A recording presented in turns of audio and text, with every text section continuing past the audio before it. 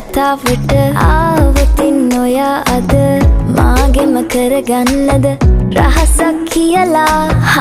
කිව්වොත් ඔයා මට මාවෙනම් නුඹේ අග රැජිනිය සදහට මං දෙවරක් නොහිතා සැරෙන් සැරේ කෝලෙන් බල බලා ඇසේ අස්සෙන් බොරුවට එපා වගේ හිඳින්න එපා රවන්න එපා ටිකෙන් ටිකේ ආලෙන් පුරවලා හිතේ හිස්තැන් නුඹ මට හිතක් වටින කෙනා නිසා චුට්ටක් කතාවට ආවොතින් ඔයා අද මාගෙම කරගන්නද රහසක් කියලා